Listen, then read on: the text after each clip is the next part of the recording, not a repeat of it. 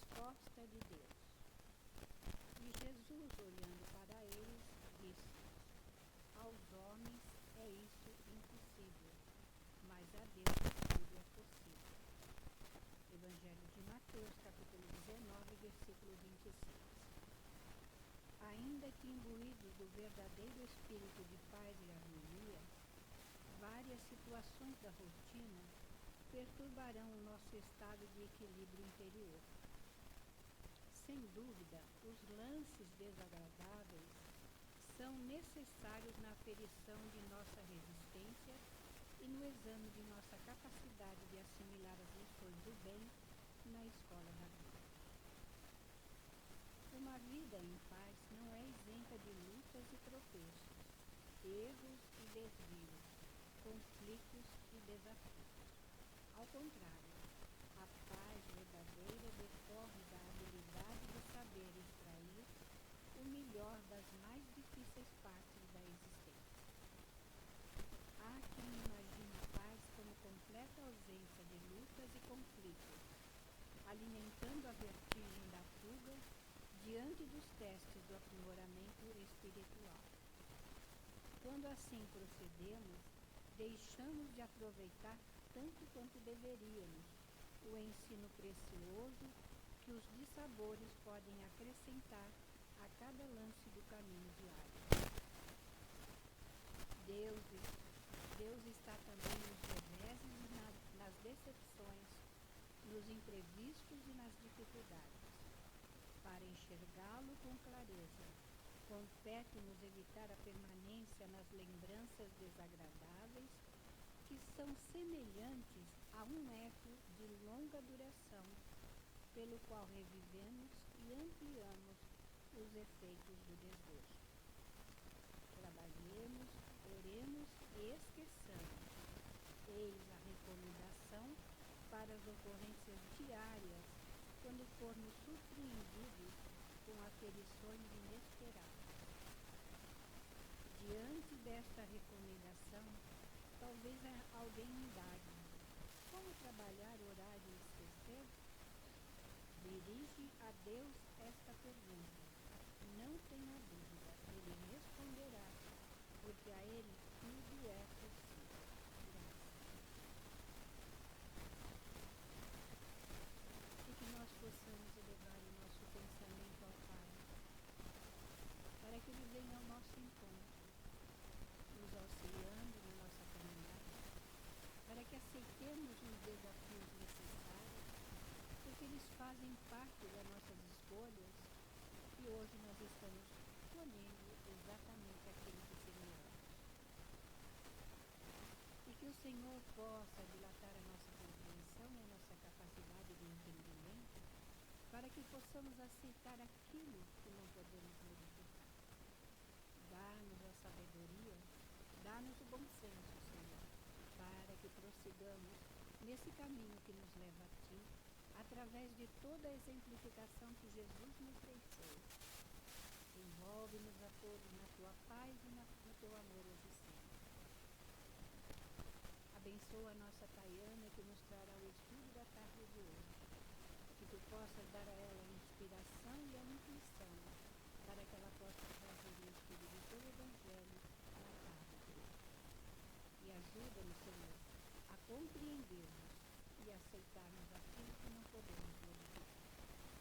E em Teu nome, Senhor, em nome de nossa Mãe Santíssima, em nome de toda a direção espiritual da Casa do Caminho, mas acima de tudo sempre em nome de Deus nosso Pai, que encerrando essa prece vou dar início ao estudo do Teu Evangelho na tarde de hoje.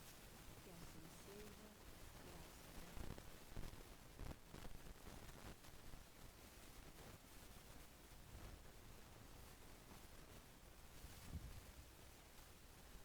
graças a Deus. Tá legal? Tá, né? Tá. Gente, hoje nós vamos iniciar o capítulo 19, título A Fé Transporta Montanhas. A gente vai estudar hoje do item 1 ao 5. Além dessa pequena introdução, ainda vão ter 4 subtítulos. Então, por vezes, a ideia nunca é entrar no tema seguinte para não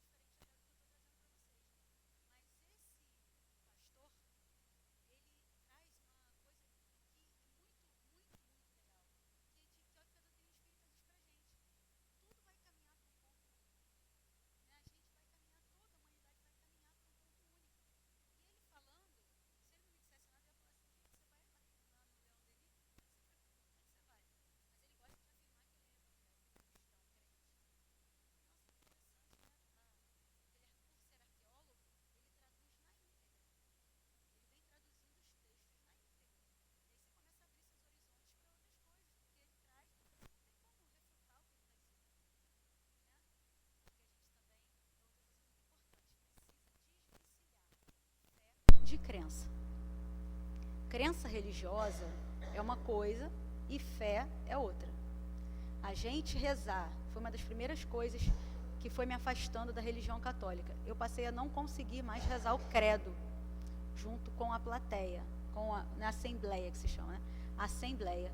Porque quando ele falava, creio no Espírito Santo, na Igreja Católica, na ressurreição dos mortos, parei. Eu não conseguia falar para mim, porque eu achava aquilo não dava mais para sair de mim. Eu não acreditava naquilo. E eu tinha 15 anos, e eu ficava me martirizando, porque eu tinha que acompanhar o ritual da crença que já não era minha. A minha fé já não estava ali. Já estava em outro lugar, né? Que eu descobri bem mais tarde, um pouquinho, aonde estava, né? No que faz total sentido para mim. Então, vamos agora trabalhar aqui a nossa criatividade. Imaginemos-nos nós, milionários, com bastante dólar sobrando, e aí alguém fala assim para você, vamos lá embaixo ver o Titanic? Eu tenho uma cápsula feita de materiais reciclados, não aprovados, que vamos caber 4 ou 6, não lembro a quantidade, e a gente vai lá embaixo ver o Titanic. Restos que já foram vistos várias vezes por câmeras, mas a gente vai lá, a gente não tem nada para fazer. Você vai também? Você que fez o submarino? Vou. Eu acredito nele. E outras pessoas acreditaram também. E foram. E não deu certo. Daí a doutrina espírita ser tão legal, que a gente tem que associar a nossa fé interna, essa ligação que nós temos com o divino, com a fé raciocinada. Não ia dar certo, gente. Não ia dar certo isso. Né? Aí a gente vai lá, prescreve uma medicação e fala assim, toma 7 dias. Aí o sujeito melhora no 3º e para. Não vai dar certo isso, gente. Então, na prática, no dia a dia, só a gente dizer que acredita não é sinônimo de ter fé. Ou o nosso entendimento de fé está um pouquinho deturpado. E é sobre isso que a gente vai também chegar mais à frente. No livro O Consolador, olha que bonito que Emmanuel fala para a gente, quer ver? Lá no capítulo 6, ele fala o seguinte, questão 354, não anotei o capítulo. Ele fala assim, olha que lindo, Emmanuel diz, ter fé é guardar no coração a luminosa certeza de Deus, independente de crença. E isso é uma máxima que a gente já traz aqui. A gente não deve julgar a crença alheia, né? Se o evangélico tem uma crença, se o católico tem a crença dele, se o católico precisa da imagem e ser devoto de tal santo, né? Ou se na outra fé eles precisam de rituais, de roupas específicas para alcançar, né, a sua conexão. Não nos cabe, porque está no coração daquela pessoa a certeza de Deus, né? Os povos monoteístas, eles não existem há tanto tempo assim quanto os politeístas, mas a gente já vive numa sociedade que o monoteísmo, ele é, né, dominante. Então, por mais que a gente chame de Javé, né, de Jeová, né, de algum outro nome, que não Deus, pura e simplesmente, é o Pai que vai ouvir a gente, né? Aquele Pai que vai fazer a nossa conexão independente da nossa crença. Então não há crença correta, crença errada, fé certa, fé errada. Há, por vezes, infelizmente, deturpação, né? Pessoas que se valem de uma posição religiosa ou de uma posição de influência para levar as outras a acreditarem em meias verdades ou verdades adaptadas a uma necessidade X para aquela pessoa ali. Essa semana mesmo eu me deparei com uma informação que eu nunca tinha ouvido na minha vida, que existe uma igreja chamada, pode falar o nome de igreja? Não sei se não vai ofender, Bola de Neve. E é uma igreja que ele é um surfista e ele não se adaptava a ir de terno e gravata, se adaptava a ir de short e blusa, e botou uma prancha em cima de 2 cavaletes e começou a falar. E tem gente pra caramba atrás dele. O cara tá fazendo bem? Ótimo para ele.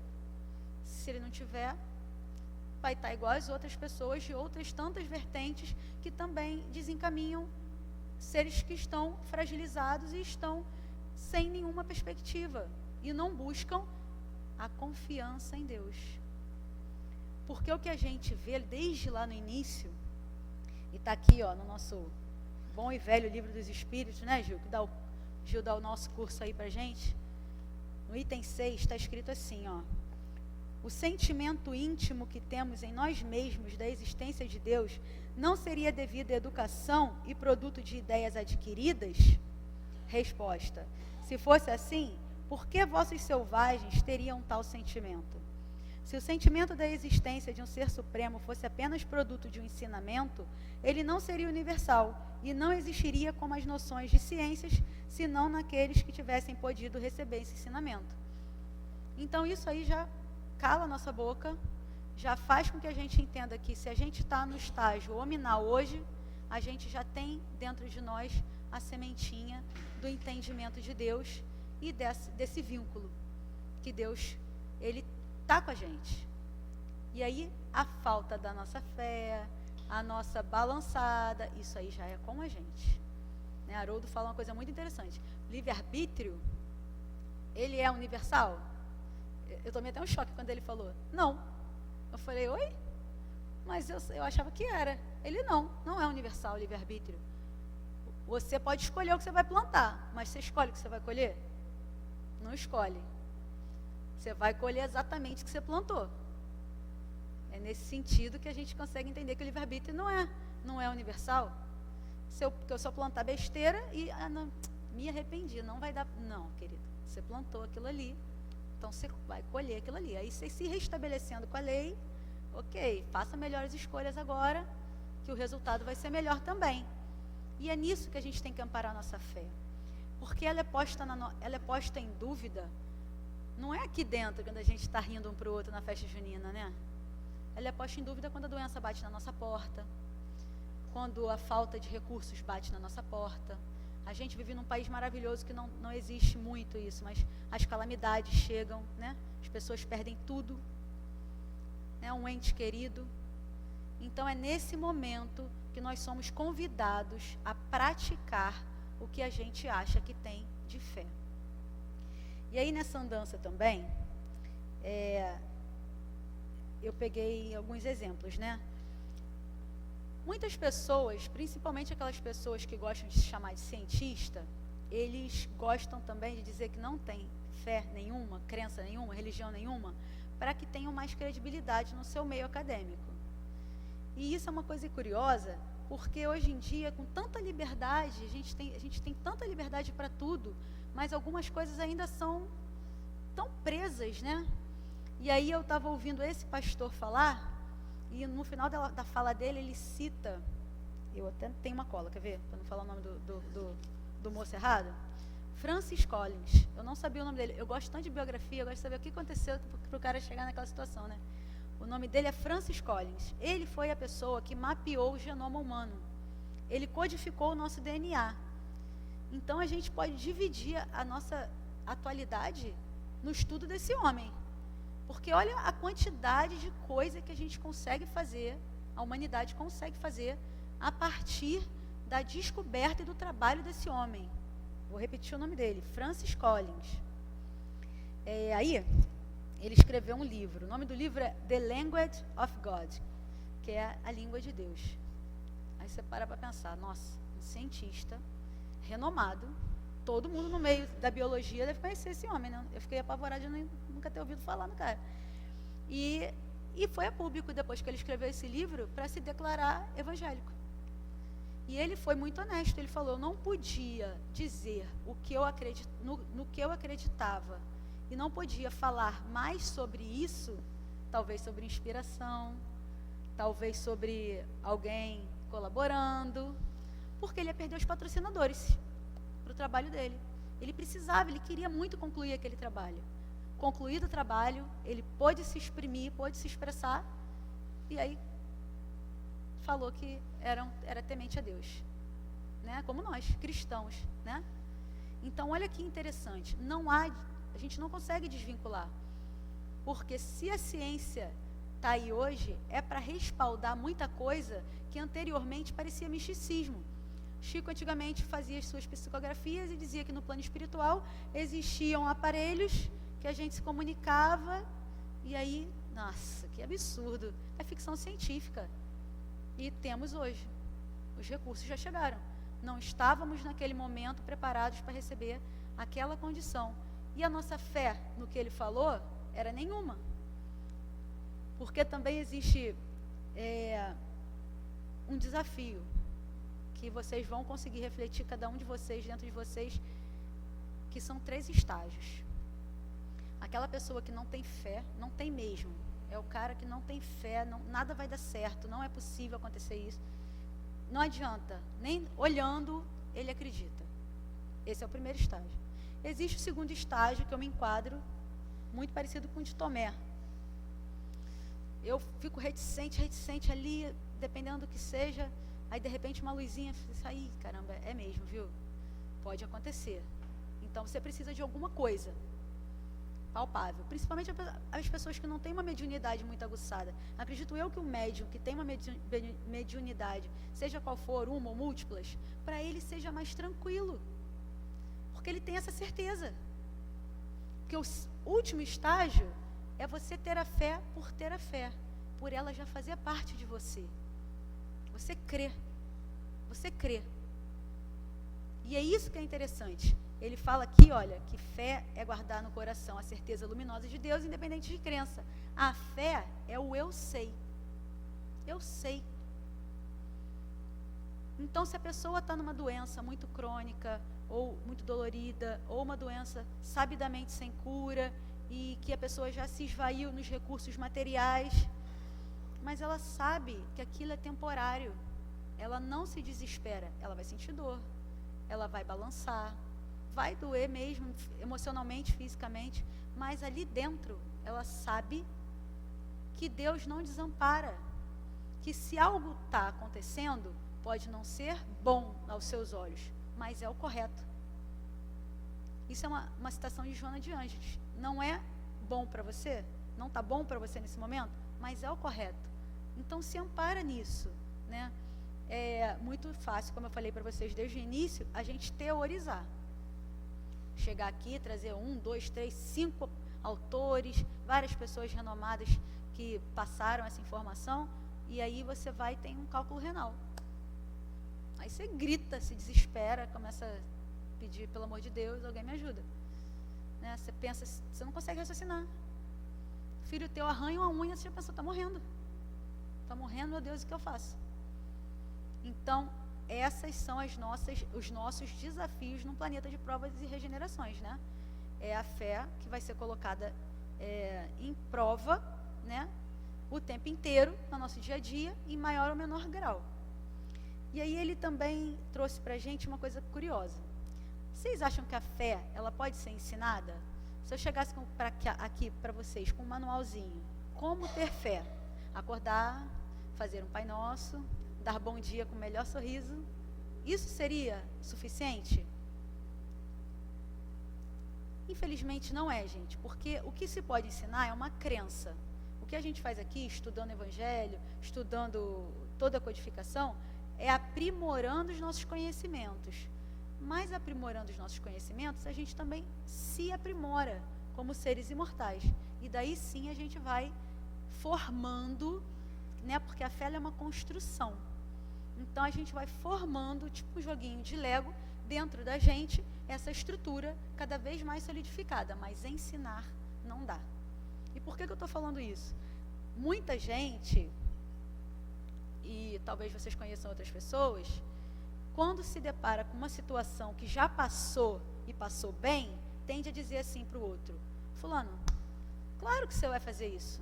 Você vai fazer isso com o pé nas costas. Eu fiz assim, eu fiz uma situação muito mais difícil que a sua. O termo que eu usava lá em casa é o seguinte: entra na fila aqui atrás. Tipo, você tem mais problema que eu? Acho que não, entra na fila aqui atrás. Eu brincava uma brincadeira. E essa fase da gente ir estudando, a gente vai vendo quanta besteira a gente faz com os nossos próximos, com as pessoas que estão ao nosso redor, né? Porque se eu conseguir superar certos obstáculos, talvez uma farpa na mão da outra pessoa seja a maior dor que ela já sentiu na vida. Você não pode simplesmente dizer que você fez, que a sua fé é forte, que o seu Deus, a sua igreja, os seus pares são os melhores, e aqui essa pessoa vai conseguir resolver os problemas dela, né? Arrebanhar dessa maneira. A gente não arrebanha dessa maneira. A gente vai conseguir, talvez, como nosso exemplo, fortalecer a fé de alguém, né? Porque se a gente conseguiu, se a gente passou, aí entra outro extremo, né? Se a gente teve a boa oportunidade de a gente estar no mesmo barco, por que aquela pessoa não pode também? Pode sim, mas ela pode, com suporte talvez um pouquinho diferente. Ela vai poder lendo um pouquinho mais, refletindo um pouquinho mais, mas a gente tem que tentar ter um pouquinho menos de rigor nessa hora, porque é muito duro. Quando a prova vem, é muito duro. Essa semana, minha comadre contou que ela tinha tem uma sobrinha que estava gestante, já num estágio avançado da gestação, já sabia o sexo da criança, a família estava empolvorosa, feliz demais, e agora está na moda chá de revelação. E nesse chá de revelação, descobriu-se que era uma menina. E ela disse que ela nunca esteve num lugar com tamanha emoção. Todas as pessoas muito emocionadas, muito felizes pela vinda daquela criança, por receber aquela criança no seio daquela família. E a moça, 15 dias depois, perdeu a neném.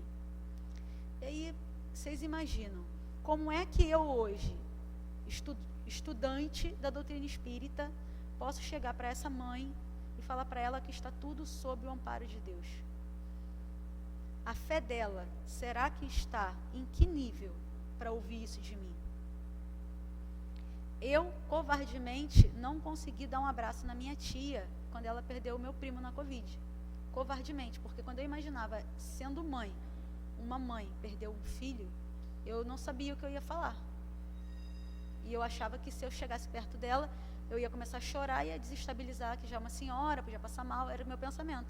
E minha tia estava firme igual uma rocha. Talvez na fé dela. Então, mais leveza com a fé, né? A gente tem que cobrar da gente mesmo, muito, né? Se melhorar. Mas tentar com que a gente não seja com os demais tão rigoroso, né? Eles podem nunca ter ouvido o que a gente está ouvindo aqui repetidamente, né? Podem nunca ter virado essa chavezinha da imortalidade da alma, né? Que tudo passa, e se o motivo não está aqui agora, está em algum lugar da nossa vida eterna, né? Que a gente está passando, mas está reparando. É o remédio ruim e amargo, é a injeção, sei lá qual a analogia que vocês vão fazer, né? É o que a gente não quer passar momentaneamente, mas que vai curar, né? E a fé deve ser tipo o anestésico que a gente vai usar, né? Fazendo um comparativo, para tentar suportar melhor, né? Porque suportar sem reclamar, igual manda na regrinha, sem blasfemar, né? Sem bater perninha, aí está mais longe um pouquinho, né? Mas suportar, amparar, ser amparado, aguentar, né? Tentar fazer o melhor que nós podemos, né? Não fazer de qualquer maneira, fazer o melhor que nós podemos. E aí esse sentimento, né, que nós vemos nos ensinamentos, ele traz essa certeza de que Deus está conosco, traz essa certeza de que existe um Criador, traz uma certeza, né, como ele diz aqui, os selvagens têm esse entendimento de Deus, né, que está no relâmpago, que está no sol, que está no céu, que está na chuva, mas eles têm esse entendimento de uma força divina, uma força maior. E aí eu vou falar para vocês de Pedro, né, que todo mundo já ouviu falar um pouquinho, mas a história de Pedro, ela entra nessas 3 fases que tem de fé. No primeiro momento, Pedro era aquele homem que viu o vulto quando ele estava dentro do barco, achou que era um fantasma. Não, esse já é o segundo momento. Vamos colar para não pular, né? Porque senão eu pulo, porque tanto troço que eu vou vendo que eu quero falar, vou falando. Ai, Jesus, cadê a parte de Pedro? Celular, está no celular. Senhor Pedro, aqui. Ele foi um apóstolo chamado por Jesus de homem de pequena fé. Então fé tem tamanho, né? Não significa que eu e a Francisca a gente vai ter uma fé pequena para sempre, né, Kilson? Porque a gente é desse tamaninho. Mas a fé tem tamanho. Jesus não disse em homem sem fé. Ele disse homem de pequena fé para Pedro. E por que ele disse isso para Pedro nesse momento? Porque Pedro, ele, além de ser muito questionador, né, além de estar ali o tempo inteiro argumentando, né, ser mais velho um pouquinho que os demais, né, ser um homem mais rude, ele estava ali com Jesus, no momento, paradinho, quietinho, estava fazendo nada para ninguém, e de repente, Jesus pergunta se ele ama. Você me ama, Pedro? Amo, Senhor. Você me ama, Pedro? Amo, Senhor. Você me ama, Pedro? Amo, Senhor. Você não sabe que eu amo? O Senhor sabe de tudo. Ele, pois é. Antes do galo cantar, você vai me negar 3 vezes. Não vou fazer isso não. Jamais eu vou fazer isso. Jamais vou fazer isso. E ele negou. Será que a gente também não negaria com uma faca, uma espada no nosso pescoço? Ele não teve fé naquele momento, ele não expressou a sua fé, ele não defendeu a sua fé, ele não colocou a sua fé à frente, né? Ele foi humano, né? Ele foi um humano como cada um de nós. Então nesse momento aí, ele, nem Jesus falando para ele conseguiu. Pois bem, a gente sabe que a gente não está fadado ao erro, que a gente não está fadado a sofrer eternamente, e ele teve outras oportunidades. Essa do barco, por exemplo, é a segunda oportunidade que Pedro tem de mostrar a sua fé para Jesus. Nós, repetir, finge que ninguém ouviu. Estava no barco, estava tudo escuro, eles estavam pescando, viram um vulto, é fantasma. E eles ouvem uma voz, sou eu. Ele reconhece a voz, porém duvida, e fala assim, Senhor, se és tu, manda que eu vá até o Senhor. E ele fala, vem. E ele vai. Caminha sobre as águas. Pequena turbulência, uma onda bate na perna dele, ele tem medo. E a gente tem medo o tempo inteiro, por nós, pelos nossos. Né? Eu treinei em casa, que eu leio isso aqui, para tentar ler o menos possível, né? Para as ideias fluírem, mas antes de começar isso, mas eu vou fazer agora esse pedido. Pedro teve medo, e a gente mora aqui nessa localidade, sempre foi muito tranquila, e não está, gente. Eu ia pedir, na sequência da prece da Dirce, que a gente possa colocar a nossa região aqui nas nossas preces. Não está fácil a coisa. A gente tem nossas crianças que moram na redondeza, e muitas estão faltando por conta disso. Não podem sair de casa. Nós temos evangelizadores, né, que mostram lá no grupo que como a coisa está complicada, difícil, amedrontadora. E aí eu posso dizer para ela que está lá, tenha fé. Porque nesse momento, o que a gente tem que fazer? A boa e velha empatia, se colocar no lugar da pessoa. Tenha fé, não vai bater bala nenhuma na sua casa, essas granadas nenhuma vai estourar aí na sua casa. Eu estou aqui, estou ouvindo, parece que é do lado da minha casa. Dá medo. Eu preciso ver que acabou para ter certeza que acabou. Nesse momento, eu acho. Se eu estivesse lá, no lugar dela. E Pedro titubeou e começou a afundar. Eu tenho esse fundo aqui na minha proteção de tela. Não é bonito? Olha que lindo. Isso aqui é a gente quase todo dia, né? É a gente com medo afundando, igual Pedro, afundando. Volta. Tenta de novo, meu filho. Tenta mais uma vez. Vamos tentar. Quantas vezes? Vamos tentando. Não se apega a número, não. Vamos tentando. E aí, já depois de Jesus não estar mais entre eles, Pedro já era o discípulo, o apóstolo, que a sua sombra curava. Ele já era o apóstolo que testemunhou a sua fé e pediu para ser crucificado de cabeça para baixo, por não ser digno de ser crucificado como Jesus. Já não importava mais a ele a dor física, constrangimento, exposição. Ele simplesmente acreditava, tinha fé, sua fé era fiel, e ele já conseguiu, naquela encarnação, passar pelas 3 etapas e chegar na que é esperada, né? Que é a fé por si só. A fé do eu sei que isso é assim e vai dar tudo certo. E aí a gente tem Pedro como um grande exemplo, né? De humanidade prática hoje pra gente, né? Que ele foi, voltou e conseguiu.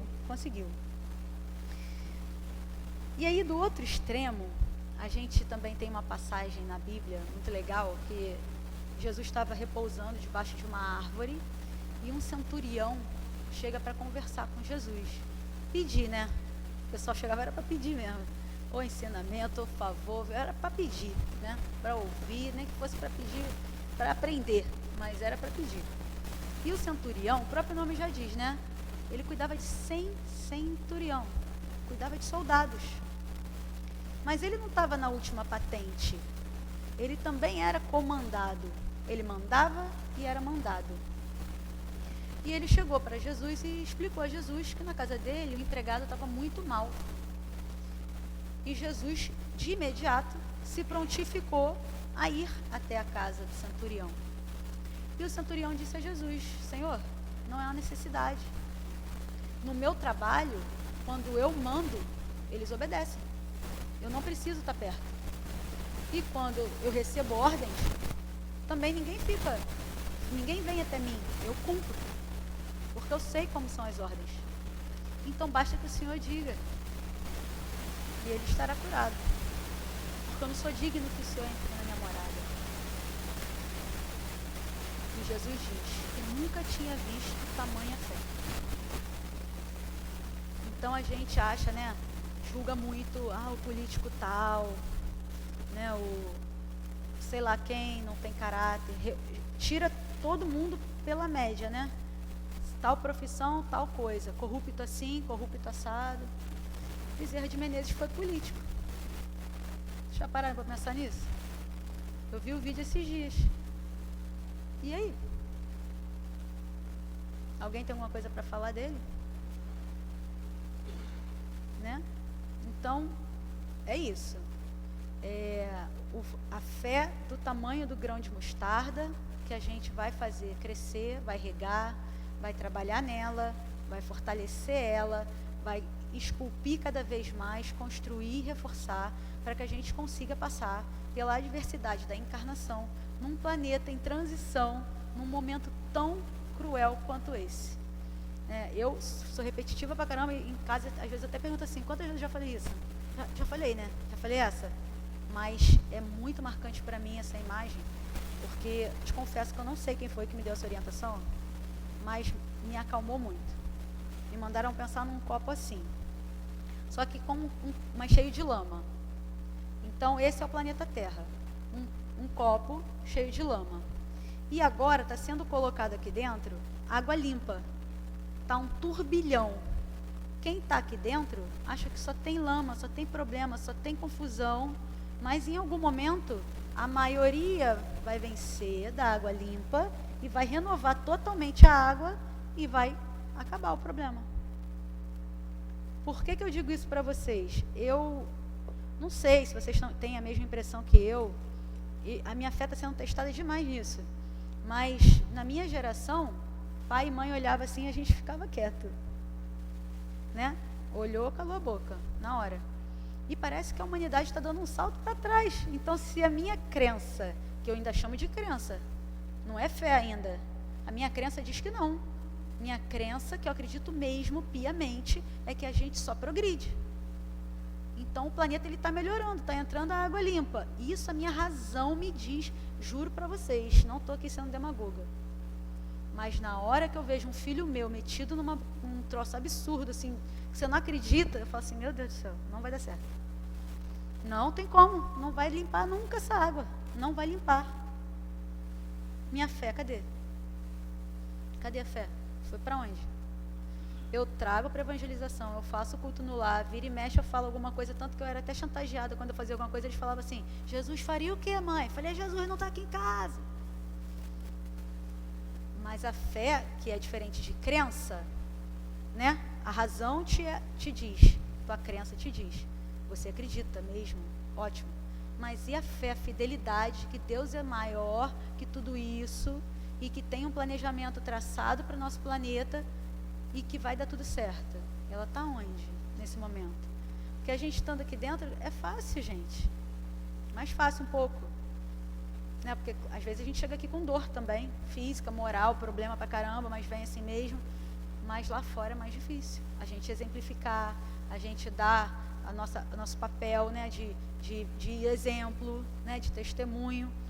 E nessa pegada aí eu achei um negócio tão engraçado, porque os apóstolos eles iam passando e orientando, não é isso? E hoje em dia tem uma profissão chamada coach. O cara é técnico, o cara te ensina. Como é que a pessoa vai... Eu fico pensando, como é que vai te ensinar? O cara é técnico de magrinho, o cara tem que estar magro. Mas se tu chegar em casa e comer o bolo todo, aí você entra também em duas situações. Motivação, né?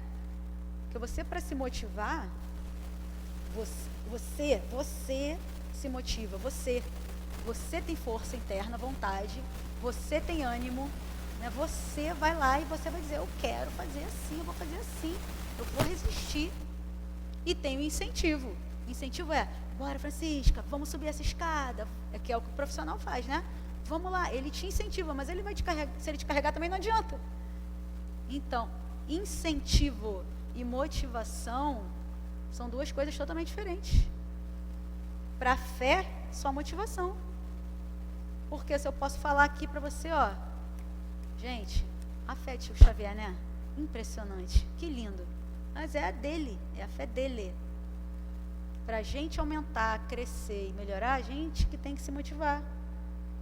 Não adianta o desespero, o pessimismo. E aí agora eu vou falar uma coisa que aconteceu comigo, que eu acho que foi... Acho, não tenho certeza.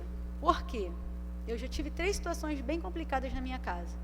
Meu filho mais velho fraturou a coluna e ficou com a suspeita de parar de andar. Não passou 1 minuto pela minha cabeça que ele não ia andar. Nem 1 minuto. Olha que interessante. Fé, amparo espiritual, não sei. Não passou 1 minuto pela minha cabeça que ele ia andar. Eu via a imagem e falava, ixi, não vai dar certo. Mas não sentia, não estava abalada. Segundo maior problema, meu segundo filho arranhou as córneas. Falei, não vai enxergar mais. Não passou 1 minuto pela minha cabeça que ele ia ficar cego. Também não me perguntem. Não passou, simplesmente não passou. Era horrível, o garoto tateando a casa assim, ó. A cena era muito feia, mas a fé acho que estava lá. Porém, quando a minha mãe teve um agravamento de saúde, e ela não conseguiu, ela não resistiu, ela desencarnou nesse processo. Mas, por eu já estar estudando um pouquinho mais, acho, estar mais velha, eu tinha a plena convicção que minha mãe era suicida, pela quantidade de cigarro que ela fumava. Eu tinha essa plena convicção. Quem sou eu para diagnosticar alguém, né? Mas eu tinha isso, a plena convicção. Eu brinco com a Fá que ela é o padre, que a gente se confessa com a Fá, né? Aí eu falei para ela assim, Fá, fiz uma besteira. Aí ela, o quê? Eu falei, a hora que o homem deixou eu entrar para ver minha mãe, porque era tipo uma despedida, o médico também não achava que ele ia passar daqueles minutos. Ele entra lá, vai lá ver sua mãe. Ela aguentou 14 dias. Mas quando ele falou isso, eu agarrei no braço dela assim e pedi, por favor, meu Deus, pode tirar todo o fluido necessário para minha mãe se desintoxicar um pouco. Porque eu tinha certeza que o desencarne ia ser horrível.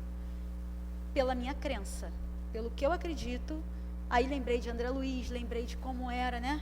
Eu pensei, gente, meu Deus, ela vai padecer. Pode pegar, pega, por favor. Foi irracional, assim. Foi muito sentimento e pouca razão. Não sei se me atenderam. Eu sei que ela ficou 14 dias intoxicando, né? Porque ela ficou 14 dias sem fumar. Talvez refletindo. Talvez conversando com quem tem que conversar. Revendo valores que tinha que rever. Não sei se... Foi o que a Fá me falou. Você fez coração, né?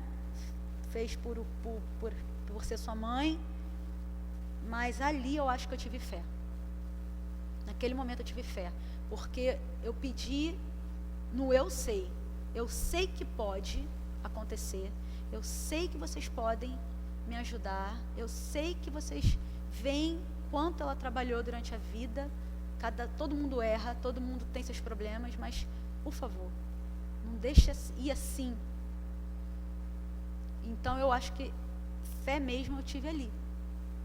Porque a razão de quem trabalhou 12 anos no hospital dizia que não ia dar certo, que ela não ia conseguir mesmo. Eu sabia que ela não ia conseguir. Mas eu queria tempo para ela. E aí eu pedi. E me atenderam, eu acho. Né? Porque 14 dias em vista de horas, né? Para uma reflexão maior, né? Então é isso. As provas, elas chegam e treino é treino, prova é prova, né? A gente hoje está treinando. Né, dividindo, compartilhando experiências, para que no momento X, talvez uma palavra que algum desses estudiosos que eu estou trazendo para vocês, faça vocês modificarem a atitude de vocês e que vocês possam também se fortalecer e levar, né, de uma maneira melhor as dores dessa vida, né? Porque a gente aqui não está falando de festa, a gente está falando de evolução, e uma evolução dolorosa, porque é um planeta doloroso, né? E aí Emmanuel diz mais uma vez para a gente, né? Uma ideia segura que a gente pode ter, está no capítulo 40 do livro Vinha de Luz. A árvore da fé viva não brota miraculosamente nos corações. É sempre muito bonito o jeito, mas o resumindo não vai ter milagre, não vai ter pozinho do pirim-pim-pim, não adianta encostar no Chico, né? Assim, vou pegar um pedaço. Não adianta. Você mesmo vai ter que trabalhar no seu entendimento, na sua fé, desenvolvendo sua fé, no estudo, no trabalho, na assistência, né? Na devoção àquilo que você se propõe a fazer, para que você consiga futuramente dizer que você saiu do estágio 1 ou 2 para o 3. Né? Você já está um pouquinho mais à frente. E aí o adiantamento intelectual da humanidade, ele também nos faz colher bons frutos, né? Por quê? Se esse decodificador do genoma, Francis Collins, ele pôde se declarar cristão, significa que ele não foi para uma fogueira, né? E ontem, muito recentemente, não podia se declarar cristão, que ia para a fogueira, né? Livros eram queimados, né? Instrução não podia ser passada, mulheres não podiam de jeito nenhum estar nos meios, não podiam saber, não podiam opinar, não é isso? E esse entendimento de que hoje a gente reencarna mulher, amanhã homem, essa liberdade do conhecimento é para a gente espalhar mesmo, gente.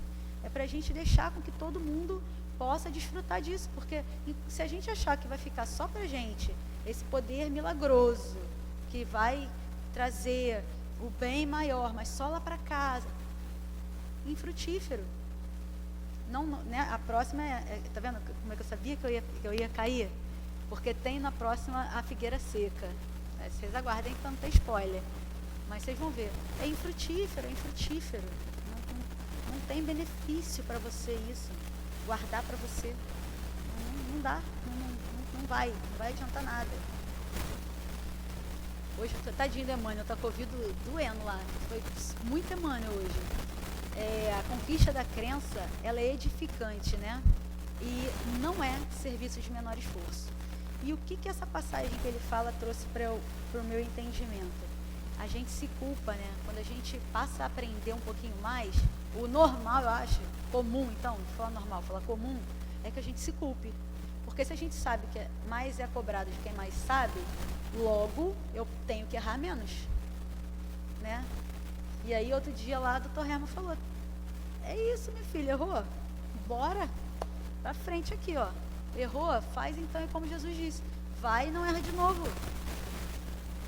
Cometeu uma falta, X, uma hora você tem que entender que aquilo ali não pode te paralisar, que aquilo ali não pode fazer com que a sua fé balance, né? Na mitologia egípcia, tem mulher que já deve estar vendo isso, cavaleiro da sei lá o quê, tem série, eu gosto desses filmes. Mas é mitologia, você morreu.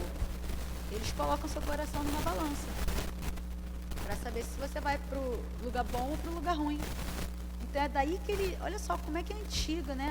A ideia do Deus único, a ideia do bem e o mal, a ideia de você ter que ser bom, né? Então se teu coração não vai para aquele lugar bom não, né? Então é muito interessante isso.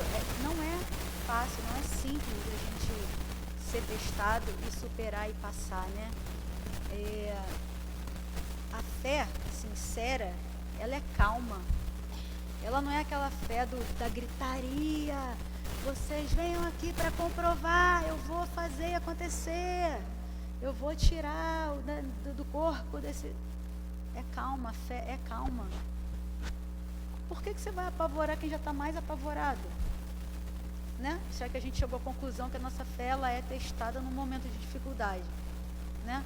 Não adianta eu falar para uma pessoa que chega para mim, para um atendimento fraterno, que aqui o nome é atendimento fraterno, na Igreja Católica é confissão, não sei como é que é na do evangélico cristão, lá do protestante, mas deve ter também alguma coisa dessa natureza. Mas como é que você vai chegar para uma pessoa que vai confiar em você, para abrir o coração, e essa pessoa vai vir com vários, mais cruz, mais espinho, mais dificuldade para você assimilar aquilo? Como é que essa pessoa digere isso?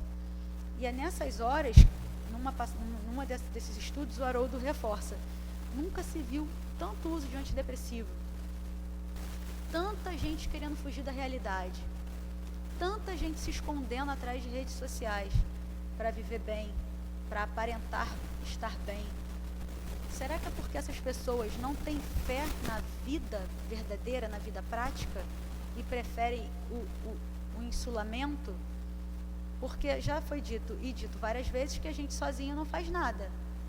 Mas se você está em contato com o próximo, e o teu próximo, ele não é um meio para que você consiga se edificar, você insiste, quem tem bastante força de vontade, insiste, bate nessa tecla, fica ali, né? A gente nota nitidamente, é muito claro, o comportamento dos nossos jovens. A gente nota nitidamente, ainda mais quando eles descem, a diferença deles na rua. Você pode olhar eles sozinhos na rua. Eu fico, parece sombras, deve ter medo de mim. Stalker, eu com eles. Porque eu moro aqui, e a maioria daqui, então os caminhos se cruzam, né? Outro dia eu mostrei para os meus, um maior que o outro, um desse tamanho aqui, e o outro desse aqui, mãozinha dada, indo sozinho para a escola. Eu falei, esse aí é um vencedor. Esse aí é um vencedor, esse cara. Portenho de carro, com alguém te levando, com um marmanjo já. Não que não possa, pode, mas a força para você ir sozinho, debaixo de chuva, levando teu irmão, não é maior? Ao meu ver, é. O cara que não tem uma perspectiva, que às vezes não tem um referencial na sua casa, que não tem ninguém que fale, levanta meu filho, bota o uniforme, toma seu café da manhã. Levanta sozinho, se arruma sozinho, pega o irmão e vai. Não é um vencedor já? E eu olho aquilo, que eles estão aqui todo dia. Caraca, vai dar certo, eles vão dar certo. É muito bom, gente, é muito bom ver que está plantadinho lá já. Já está dando fruto. Porque se por acaso a vida impuser que eles tenham que trabalhar muito cedo para o sustento, ok, tem que trabalhar para o seu sustento, mas agora é a hora de estudar e eles estão fazendo isso. Né? É muito gratificante mesmo a gente ver que dá fruto, não é balela. Né? A gente ter fé que eles vão conseguir, né? Porque a dignidade, ela não está na alta profissão, na quantidade de diploma que você tem na sua parede. A dignidade está em você executar bem e com o melhor que você pode, aquilo ali que te coube, né? Imagina se todo mundo no mundo fosse médico, todo mundo fosse policial. Não, gente, tem que ter todas as profissões da sociedade. Está escrito lá que cada um tem um grau de entendimento. Então a nossa fé e essa minha fé neles, eu acho que é, depois disso que aconteceu com a minha mãe, a coisa que mais me motiva. Eu mesma me alimento disso. Né? E ele fala também que é uma coisa que é retroalimentada. Eles nem sabem que eles alimentam isso em mim. Eles nem sabem. Só sabe quando eu grito, que eu abro a janela e grito, tu vai pra escola. Aí sabe, mas depois fica assim, com vergonha, abaixa a cabeça, grito mesmo no meio da rua, todo mundo. Mas não é transmitida, mas é retroalimentada. Não é. Talvez quando ele estiver mais velho, ele lembre, tipo, caramba, Léa. E vira e mexe, vem um adulto aqui, que era jovenzinho outro dia, só para dar oi. Fica uma semana, falta, vai, volta. Mas tá tudo bem, estão bem, né? Tá plantadinho lá, a sementinha, né? Que já estava, né? E só está brotando. Em outros mais um pouquinho. Muito bonito. Então esse aprendizado, gente, é mais que um fortalecimento, né? É a certeza desse amparo de Deus na nossa vida, todos os momentos, né? Sejam eles, como eu falei lá no início, que a gente não pode julgar se a farpa é a maior dor da pessoa, né? Então seja em cada momento da vida de cada um, é essa palavra que a gente tem que ter, de que Deus vai te amparar, de que os bons amigos, nossos anjos da guarda, né? Que normalmente eu troco a palavra. Eu criei esse hábito por conta do culto no lar. Eles eram muito pequenos. Como é que você vai ler o evangelho para criança, né? Palavras difíceis pra caramba. Aí eu ia trocando, acabou que eu peguei o hábito de trocar quase tudo. Uma palavra difícil por uma mais fácil. Não que eu invente uma palavra. Eu troco a palavra. E aí eu não chamo o mentor de mentor, eu chamo de anjo da guarda. Porque, né? Como é que o menino vai entender mentor? Então o nosso mentor, ele está toda hora, estimulando a gente a expressar e a vivenciar a nossa fé. A gente é que não ouve, a gente é que não dá abertura para esse canal, né? Se a mulher que tinha hemorragia, sabendo que não ia conseguir vencer a multidão, encosta na túnica, na barra da túnica de Jesus, e ele diz, uma virtude saiu de mim, me tocaram. Era porque era muito forte essa fé da cura, né? A fé da cura. E aí eu entro numa parte, né, que infelizmente para vocês é repetitiva, mas é a minha vivência pessoal do hospital. A gente consegue nitidamente ver o desenvolvimento da doença de uma pessoa que tem seu familiar, que tem uma crença, que tem apoio, né, de amigos, conhecidos, daquela pessoa que está lá sozinha, abandonada. É nítido. É material. A gente troca, é nítido. A pessoa pode estar no mesmo estágio da doença, pode estar fazendo as mesmas medicações, pode ter os mesmos horários de tudo, e essa pessoa conseguir se desenvolver muito mais. A gente tinha a Ana aqui, e o menino dela vinha, e ela para mim é um exemplo de vida, porque ela saía da químio e não entrava aqui com cara feia, não. Sorrindo, ajudando, já metia a mão, já ia trabalhando, ajudando na evangelização. E aí eu volto naquela situação. E eu no lugar dela? Será que eu ia ter condições físicas, talvez, mas e emocionais? Né? Porque hoje em dia, antigamente tudo era diagnóstico. Se bem que agora também tudo estão diagnosticando, né? Mas cada época é uma doideira. Tudo era doença, né? Não, porque você agora não pode fazer tal coisa. Ou então, frescura. Isso não, depressão, frescura. Não existe. Frescura, coisa da sua cabeça.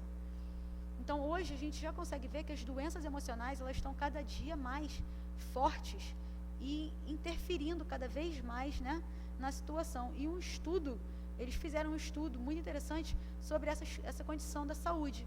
E viram que a pessoa que recebe esse apoio, que está com alguém, que tem a sua crença, ela libera mais neurotransmissores de alegria, de tranquilidade, de felicidade, e tem uma resposta muito melhor.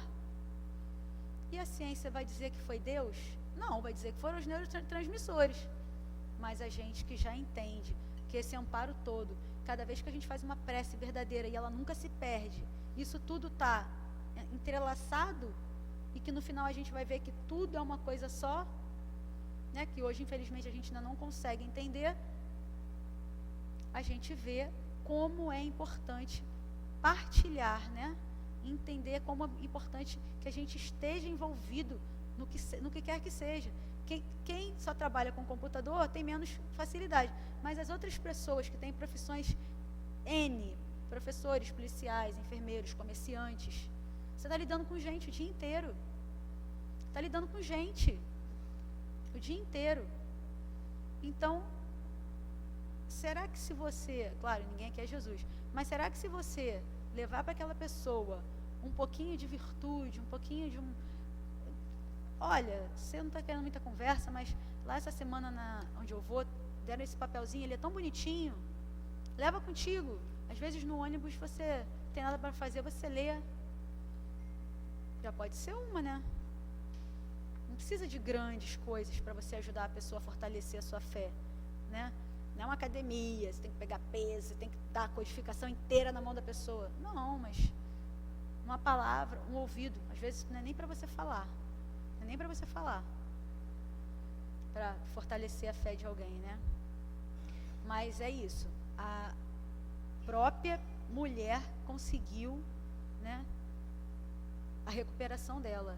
Ela já tinha tamanha força, mas ela precisou de alguma coisa física e material para que isso acontecesse, porque senão ela teria se curado em casa. Ela precisou da presença de Jesus, ela precisou tocar, ela precisou de um ritualzinho ainda. E nós temos muitas pessoas que ainda precisam acender a vela, né? Essa semana, quarta, a gente estava falando sobre isso. Quem não batiza filho. Gente, sinceramente, que eu não dei opinião naquele dia, eu vou dar hoje. Tanto faz. Deus está só vendo a sua intenção. Aquela vovozinha lá, catoliquinha, muito. Você vai deixar de fazer que mal faz em batizar? Se aquela pessoa ali, para ela é extremamente importante o ritual. Para você já sabe que não faz sentido assim, né? Jesus se deixou batizar, gente, para cumprir uma norma, né? Por que não? Vamos lá. Aí agora, né, nem tudo são flores, eu só vou terminar com uma coisa muito, muito verdade. A verdade, né? Sei que fica meio difícil, né? Porque a verdade ela é meio dura às vezes. Mas a fé está escrito que a inabalável é aquela que encara a razão face a face em todas as épocas da humanidade. Então não adianta a gente ter uma cara aqui dentro, ter outra no trabalho, ter outra no trânsito, ter outra quando vê um jovenzinho, né? A gente vai demonstrar o que a gente é e a gente tem que ser uma coisa só. A gente tem que se transformar.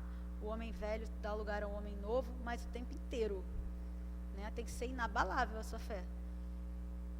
Tem que ser para farpa e tem que ser para mãe no leito de morte. Que eu acho que isso ainda é natural. Nem é um exemplo tão ruim, né? O da minha tia é pior, porque eu acho que é antinatural, né? Enterrar um filho, né? É antinatural, né? Acho que para essa situação aí, acho que ainda, para quem reencarnou mulher e tem filhos, acho que é um degrauzão, né? Eu não quero nem mudar de assunto. Vamos mudar de assunto. Mas essa é a fé, a introdução do item 1 ao 5, que traz a introdução sobre fé transporta montanhas, sobre força de vontade, sobre motivação, que é o que a gente faz por nós mesmos, e sobre rigor e disciplina. Nós temos que nos manter fiéis ao que a gente acredita em qualquer circunstância.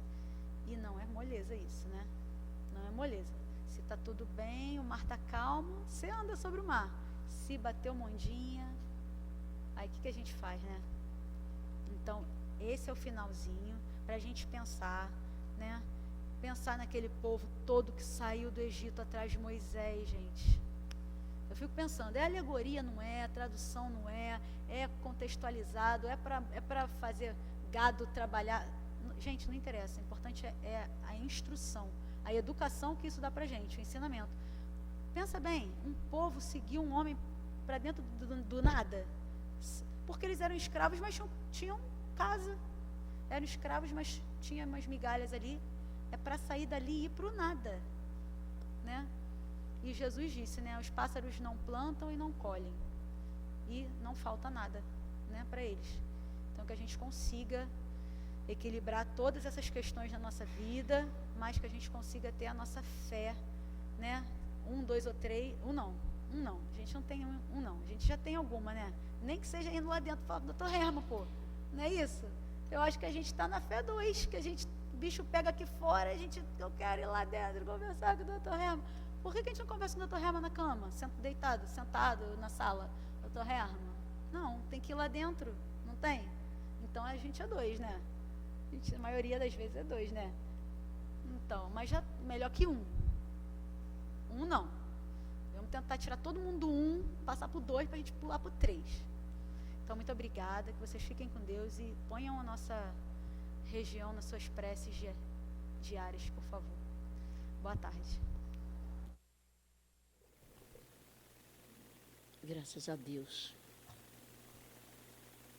Fonte Viva, pelo Espírito Emmanuel, lição 74, quando há luz. O amor do Cristo nos constrange. Paulo está na segunda epístola aos Coríntios, capítulo 5, versículo 14. Quando Jesus encontra santuário no coração de um homem, modifica-se-lhe a marcha inteiramente. Não há mais lugar dentro dele para a adoração improdutiva, para a crença sem obras, para a fé inoperante. Algo de indefinível na terrestre linguagem torna-se-lhe o espírito. Categoriza-o a massa comum por desajustado. Entretanto, o aprendiz do Evangelho, chegando a essa condição, sabe que o trabalhador divino, como que ele ocupa as profundidades do ser. Renova-se-lhe toda a conceituação da existência. O que ontem era prazer, hoje é ídolo quebrado. O que representava meta a atingir, é roteiro errado que ele deixa ao abandono. Torna-se criatura fácil de contentar, mas muito difícil de agradar. A voz do Mestre, persuasiva e doce, exorta-o a servir sem descanso. Converte-se-lhe a alma num estuário maravilhoso, onde os padecimentos vão ter buscando amparo, e por isso sofre a constante pressão das dores alheias. A própria vida física afigura-se-lhe um madeiro em que o Mestre se aflige. É-lhe o corpo a cruz viva em que o Senhor se agita crucificado.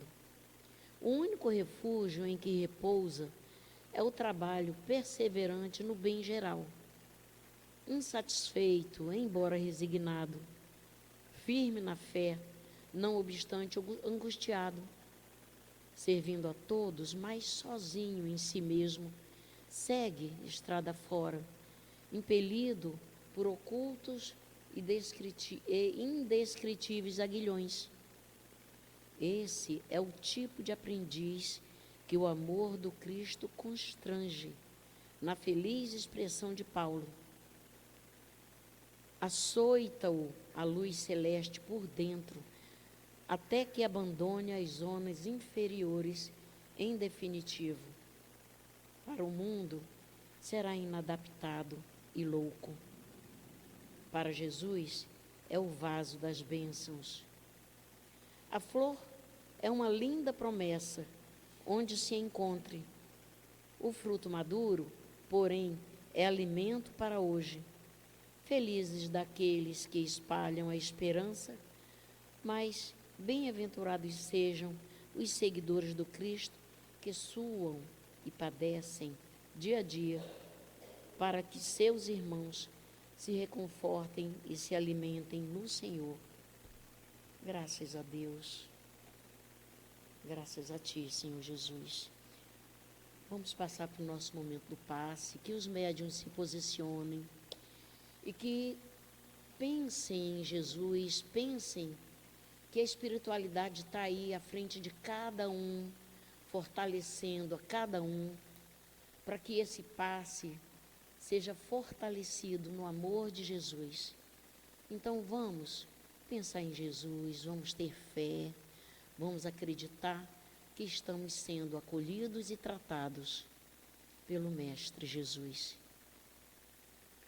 Deus, nosso Pai, Jesus, nosso divino médico, queridos amigos espirituais, rogamos as vossas bênçãos de amor, de paz, de equilíbrio e de cura para todos nós que aqui estamos. Que os bondosos amigos espirituais encontrem em nós as disposições para o bem. Que seja em teu nome, em nome dos bons espíritos e, acima de tudo, em nome de Deus, que possamos iniciar o passe. Graças a Deus, graças a Ti, Senhor Jesus.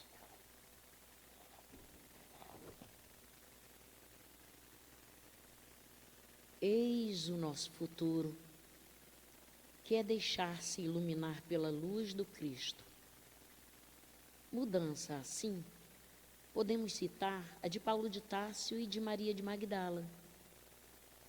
A nossa transformação ainda é lenta, mas acredito que constante. A instrução e o amor aos semelhantes, e em particular aos que nos são afins, no que diz respeito à doutrina espírita, é a força que nos fará cada vez mais aberto à luz do Senhor. Há sempre luz no estudo e na comunhão com o próximo, pensando em transformação coletiva. Vou falar da experiência, da minha experiência com o primeiro contato com o Espiritismo. Para mim, foi uma luz que me abriu as possibilidades de fé e de trabalho. Foi uma adesão sem vacilação. Contudo, o processo de transformar a luz do conhecimento em luz da moral, devo confessar, não foi automático. Ainda está como a passos de tartaruga. E a tartaruga não tem pressa, não é? Mas sei que vamos chegar lá. Eu vou chegar lá. Devemos nos sentir gratificados por termos nos deixado iluminar pela doutrina espírita, pois tal qual o trabalhador da última hora, nos dispomos agora a servir numa seara de engrandecimento espiritual. Acreditemos, a hora chegou, e tenhamos a certeza que seremos aproveitados naquilo que temos de aptidão, respeitado o nosso estágio evolutivo, para ajudar no trabalho do Mestre. Todos viemos quando fomos chamados um pouco mais cedo, um pouco mais tarde, para a reencarnação, cujas correntes ainda arrastamos. Mas há quantos séculos e séculos o Senhor nos chamava para a sua vinha, sem que quiséssemos penetrar nela? Ei-nos no momento de embolsar o salário. Empreguemos bem a hora que nos resta e não esqueçamos nunca que a nossa existência, por longa que nos pareça, mas não é do que um instante na imensidade dos tempos que formam para nós a eternidade. Que tenhamos a vontade de estudar e muito desejo de nos melhorar, nos deixando iluminar pelo Cristo. Como disse Allan Kardec lá no Evangelho, bem compreendido, mas sobretudo bem sentido, o Espiritismo leva aos resultados acima expostos, que caracterizam o verdadeiro espírita como o cristão verdadeiro. O Espiritismo não institui nenhuma nova moral, apenas facilita aos homens a inteligência da do Cristo, facultando fé inabalável e esclarecida aos que duvidam ou vacilam. Para Paulo de Tarso, o apóstolo, que disse Esforçai-vos, pois, para que os vossos irmãos, observando-vos, sejam induzidos a reconhecer que o verdadeiro espírita e verdadeiro cristão são uma e só a mesma coisa, dado que todos quantos praticam a caridade são discípulos de Jesus, sem embargo da seita a que pertençam. Está lá no Evangelho. Então, que Deus nos ajude, que Jesus nos conduza nos nossos passos, nos nossos pensamentos, na nossa vontade. Graças a Deus. Agora vamos nos pensar em Jesus para que possamos ouvir a mensagem do plano espiritual com o coração e com muita fé. Graças a Deus.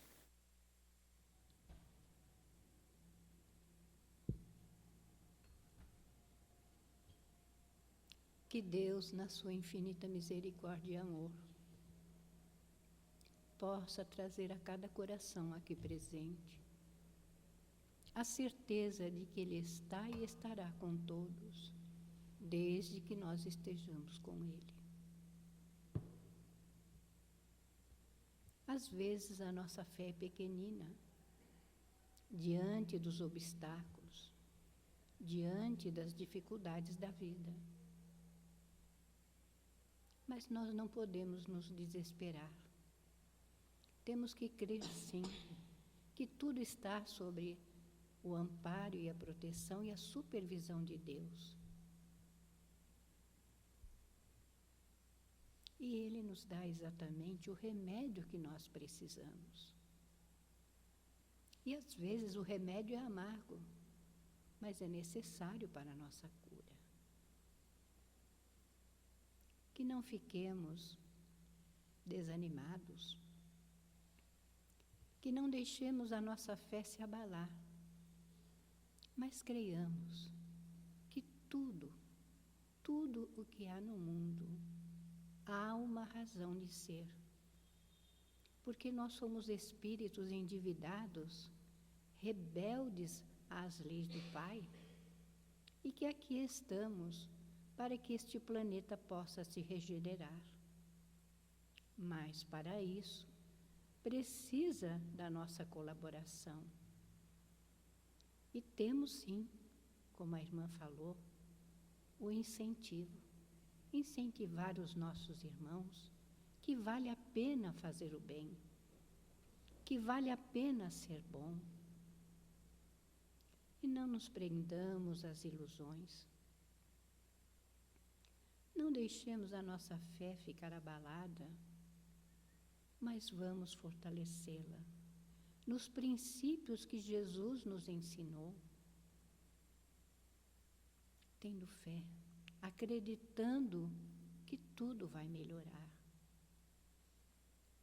Temos sim que orar pelo mundo, por aqueles que aqui estão, para que esse processo de renovação se dê mais acelerado. Mas para isso, os espíritos contam com a nossa ajuda, contam com a nossa vibração, contam que nós temos a certeza de que tudo vai modificar, que tudo é uma questão de tempo. E se nós pensarmos bem, desde que Jesus aqui esteve, este planeta está em renovação constantemente. Porque se olharmos lá para trás, veremos que muita coisa se modificou. E o homem tem que crer que tudo vai melhorar, que tudo vai se modificar. Então façamos a nossa parte. Cumpramos com aquilo que nos comprometemos no plano espiritual. E quando aqui estivermos, crermos que tudo isso é da vontade do Pai. E que não cai nenhuma folha de uma árvore porque tudo tem a permissão dele. E não seja da sua vontade que isso aconteça. Então tenhamos a nossa fé renovada a cada dia. E diante das vicissitudes e dos obstáculos da vida, nos liguemos a Ele, pedindo a Ele a força e a coragem para que possamos vencer o homem velho que ainda existe em nós e construir um mundo melhor a partir da nossa exemplificação, das nossas atitudes em mostrar aos outros o que Jesus nos ensinou. E que Deus, na sua infinita misericórdia e amor, possa envolver a cada um no seu amor e na sua paz, hoje, agora e sempre. Graças a Deus. Graças a Ti, Senhor Jesus. Obrigado por esse momento de luz, que são esses estudos, que possamos compreender e apreender cada palavra do vosso Evangelho, Senhor Jesus, e que possamos fazer isso com o coração e que consigamos passar adiante de acordo com a vossa vontade, Senhor Jesus. Que a vossa vontade se realize em todos nós. Obrigado, Senhor Jesus, por essa tarde de luz. Que possamos ir para os nossos lares amparados por Ti, Senhor Jesus, e protegidos de todo o mal. E, Senhor, abençoe essa nossa área. Ilumine cada coração para que possamos ter a nossa fé fortalecida e acreditemos que estamos sendo realmente amparados. Obrigado, Senhor Jesus, por tudo, obrigado. Abençoe esta casa. Abençoe a cada filho de Deus que aqui está. E abençoe os familiares de cada filho de Deus que aqui está. Mas também, Senhor Jesus, abençoe a humanidade inteira. A todos, sem exceção, encarnados e desencarnados. Que a sua luz se faça no coração de todos. Obrigado, Senhor Jesus, por tudo, obrigado. Principalmente por sua existência em nossas vidas. Em seu nome, Senhor Jesus, em nome dos amigos espirituais que aqui estão, e principalmente em nome de Deus, nosso Pai, pedimos permissão